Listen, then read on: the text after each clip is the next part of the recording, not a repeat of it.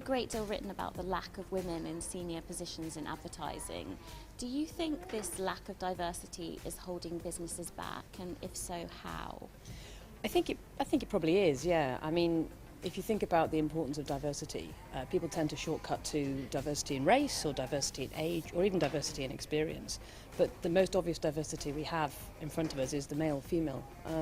And the differences in the way that men and women approach challenges and leadership are vital in developing the best outcomes and the best solutions. I think missing that opportunity misses out on the power of a good 50% of our population. Technology affords us almost limitless possibilities for flexibility, but do you think companies are doing enough to actually embrace that? I can only speak for the businesses I've worked in, obviously, and my industry, which is FMCG. I think there are times that it is embraced fully in certain sectors within a business, and that's really powerful. So you'll suddenly find one department is using a new piece of technology and really leaping forward. I don't think, certainly in my experience, is that businesses are using technology in its broadest spectrum. I don't think they're using it for internal communications as well as they can, for recruitment as well as they can, and for communication as well as they can. Where it is used well, you can really see the impact, and you get nuggets of fantastic technological development. How are you finding maternity leave? Is having an extended period out of the office actually a good thing in terms of sort of having a fresh perspective on what you want to do when you get back? Having an extended period out of the office gives you a breather and a chance to take stock.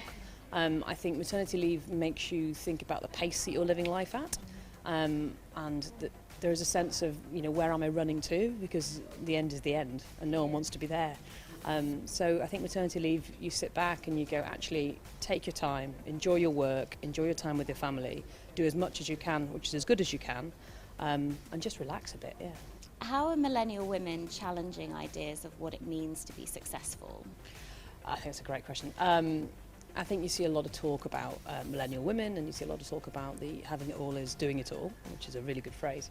And certainly if I think of some of my heroes and the women who I've had in seniority over me in my time, who've had children, and I've seen them work all the hours God sends, run out the office for school plays, run back to the office at 6 a.m. to write the annual presentation, and you look at them and it looks exhausting.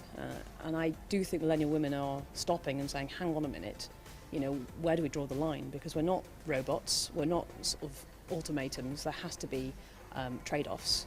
And what are the best trade-offs to make, both for the business, for your children, but also for yourself and your own sanity?